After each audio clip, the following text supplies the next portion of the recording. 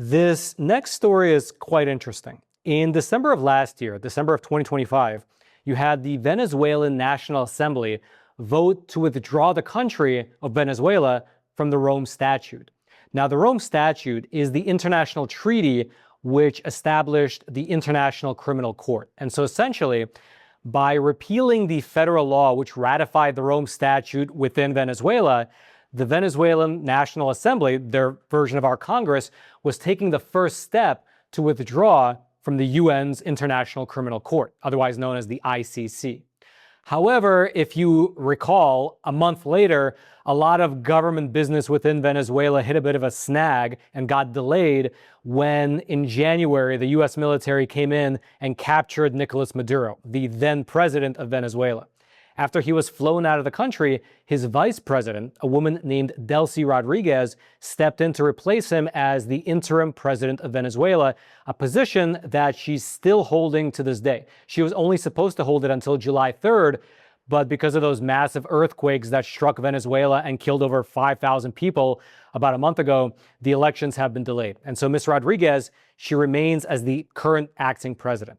And as president, just earlier this week, Ms. Rodriguez began the formal process of withdrawing Venezuela from the ICC, saying this as a part of her statement in terms of the why. Quote, "The International Criminal Court has been so heavily politicized to attack the Venezuelan people and the Venezuelan state that we do not believe in that type of organization or institution." And then delving a bit deeper and more specifically into their rationale, you had Ms. Rodriguez's foreign minister released this statement following the official formal notification of withdrawal. Quote, "Venezuela considers that the court's actions reflect a demonstrated geographical bias, which has disproportionately concentrated its work on African and Latin American countries to the detriment of the global South.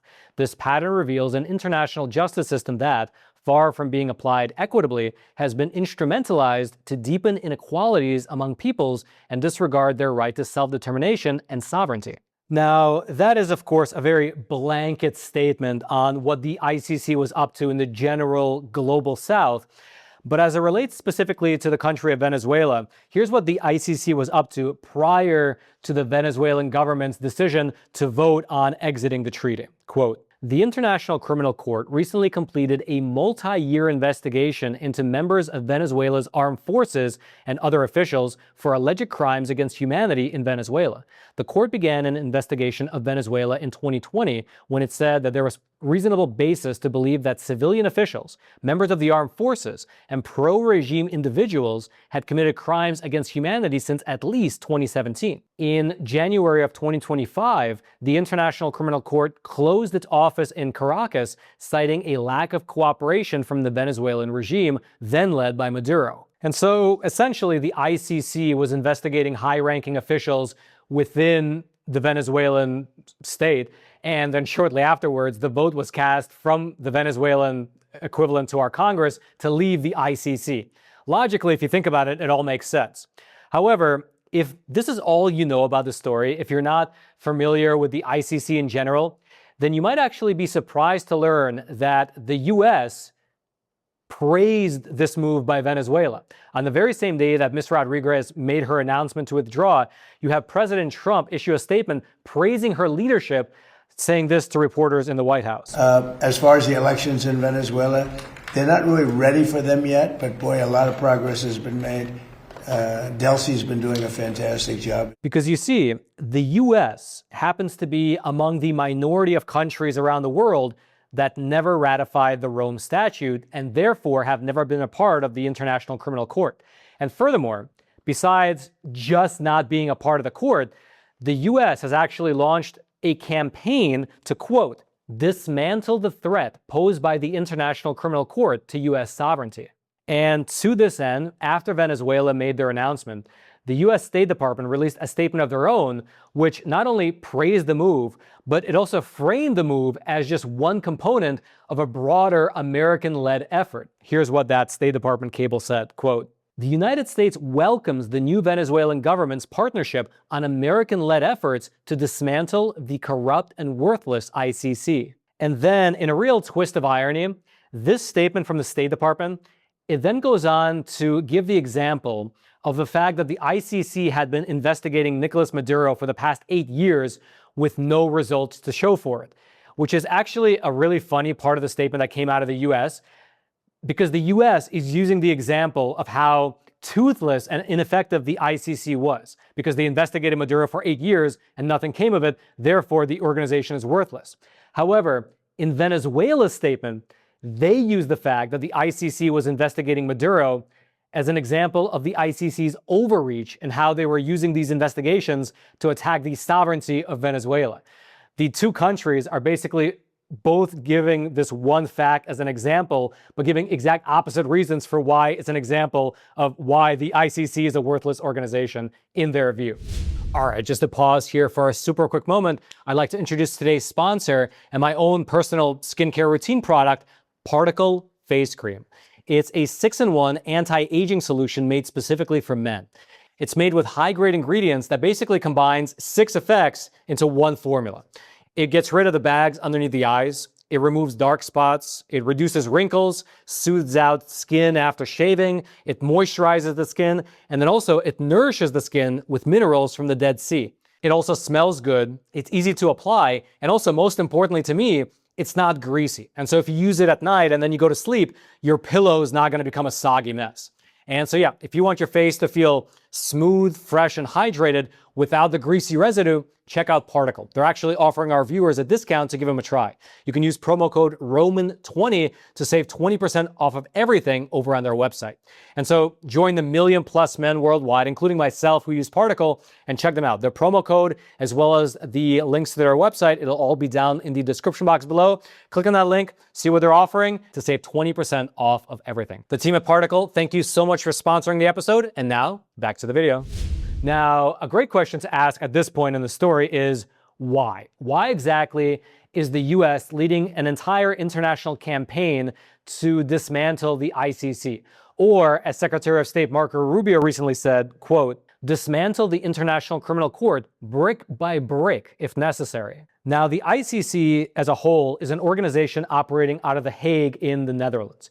Its stated mission is to investigate and to prosecute individuals who are charged with grave crimes, things like war crimes, genocide, crimes against humanity, things like that. They especially are supposed to focus on countries that don't have their own solid system of jurisprudence and justice, and so they are basically the backstop for any kind of justice in those countries.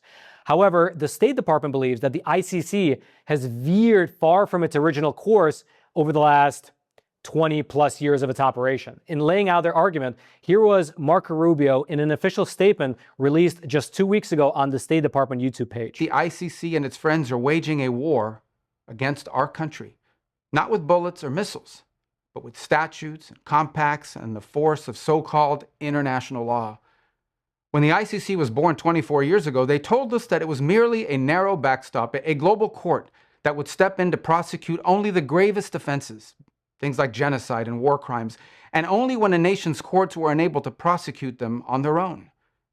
But the truth is, it was something far more radical and extreme. It was a global tribunal staffed by unelected globalist bureaucrats who claim their power is almost unlimited. Rubio then says that this unlimited power could mean the death of the US as a sovereign and independent nation. And let's examine exactly why he might be making that statement. First off, the US never ratified the Rome Statute, the treaty that created the ICC, meaning that the US doesn't actually recognize the court's jurisdiction. But still, the ICC does claim jurisdiction over Americans if they happen to be accused of committing a crime in an ICC member state, which becomes a very pertinent issue when you remember the fact that the US maintains a military presence in upwards of 80 different countries around the globe.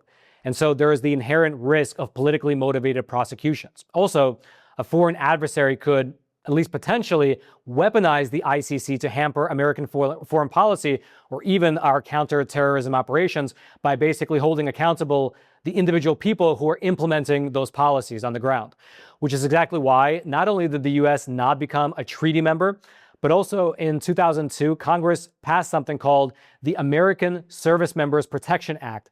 And among the provisions in that law, it placed a blanket ban on any U.S. government entity from assisting the ICC, which means that no federal, state, and or local courts, law enforcement agencies, or any other agencies can work with the ICC. This includes prohibitions on extraditing people from America to The Hague, no sharing of classified national security and or intelligence data with the court, as well as not allowing any ICC agents to conduct investigations on American soil. And it's actually exactly this law which prevented New York City Mayor Zohran Mamdani from being able to extradite Benjamin Netanyahu if and when he comes to New York. You see, Benjamin Netanyahu has an open arrest warrant from the ICC for war crimes, and Mamdani has been publicly mulling arresting him in September when he's supposed to be visiting New York for the UN General Assembly. But then, after considering all the relevant legal ramifications, Mamdani posted the following video on social media, basically saying that he cannot do it. My administration has reviewed every avenue available under applicable law to determine whether New York City could execute the International Criminal Court's arrest warrant if Benjamin Netanyahu came here. It is clear that we do not have the independent legal authority to enforce this warrant. However, the American Service Members Protection Act does not completely block American involvement in ICC business. Under a specific waiver you can get through the law, the U.S. can assist the ICC in hunting down foreign nationals accused of war crimes if the U.S. president deems it of national interest. A recent example of American support for the ICC actually came in 2023 following Russia's invasion of Ukraine. Shortly afterwards, the ICC issued an arrest warrant for Putin, and the American Congress issued a waiver in order to allow our intelligence agencies to share some classified evidence of Russian war crimes with the ICC prosecutor. Also, if you rewind the clock over 20 years, back in 2005, you had the George W. Bush administration choose not to veto a UN Security Council resolution that referred certain atrocities in Sudan over to the ICC. And then later, the Bush administration actually supported the arrest and the transfer of Sudanese rebel leaders to the ICC court in that case.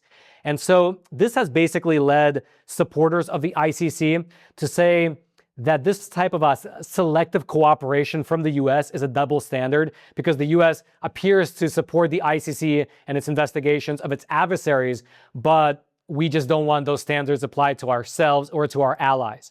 Now, of course, Marco Rubio frames the battle against the ICC as one between sovereign states versus globalism, but on the flip side, a UN spokesperson speaking on the matter, he pointed out that it was the collection of sovereign states that got together and themselves created the ICC's laws. Take a listen. International law, the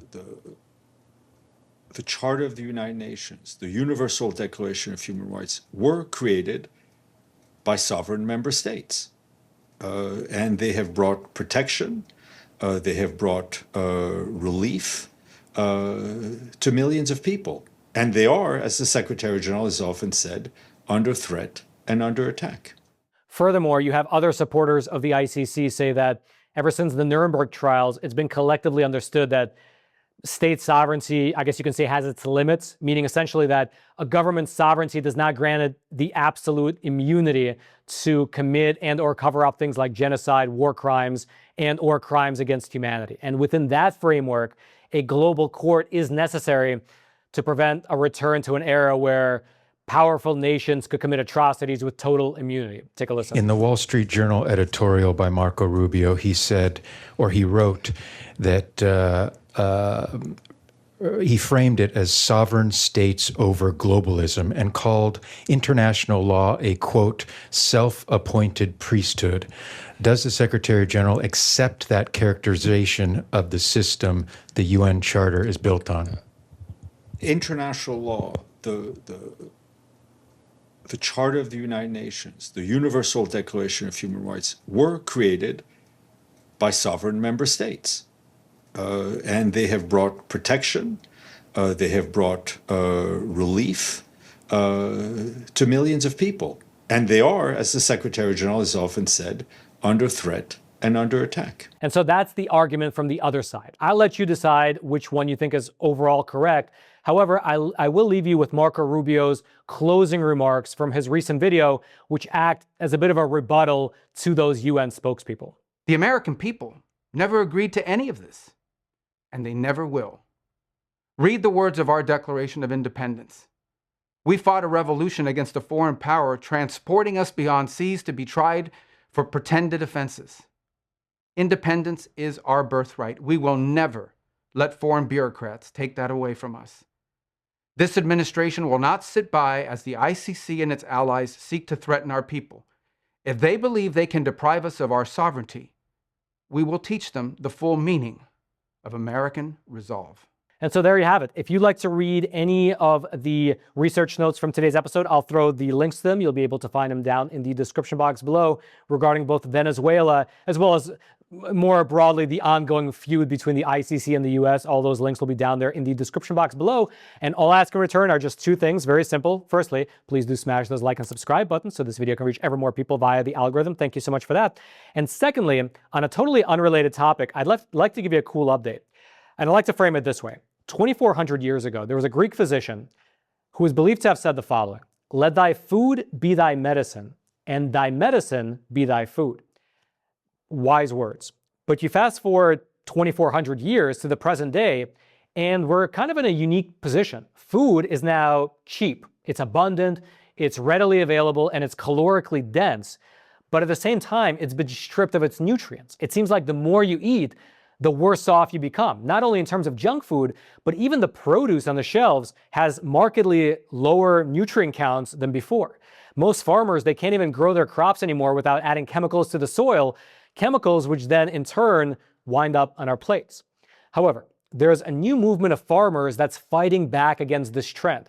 They're ditching modern chemicals and they're returning to nature. Basically, I guess you can say they're making heirloom food like it was 100 years ago, both in terms of the quality, but also very specifically in terms of the soil that the food is coming out of.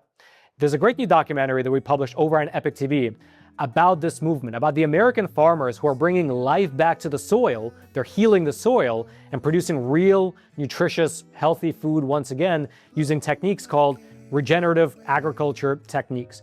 And I would highly recommend this film. It's called Heal the Dirt because it's really an optimistic film. It offers an actual solution to the problem, an actual path forward for all of us to take to make ourselves and our families healthy again.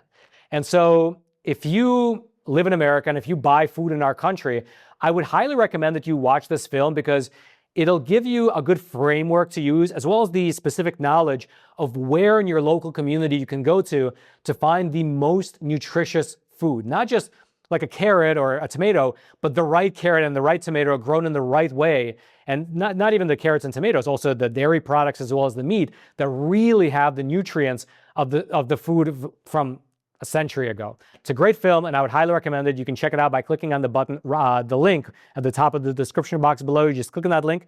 It'll take you over to Epic TV where you can watch Heal the Dirt right away. The modern world is making us sick. There's no such thing as diseases. They're all consequences. So what is wrong with the food that most Americans are eating? We've got to learn how to be biologists because everything we're doing out here is affecting the biology of the soil and the biology of our gut. To me, regenerative organic agriculture is the way back to a healthier farm. And the idea of regenerative agriculture is that healthy soil makes healthy plants, which makes healthy people, healthy meat, and it's a whole circle. And that was my aha moment that, hey, there's a better way of doing this. It's a completely new way of thinking. Our health is directly related to our food.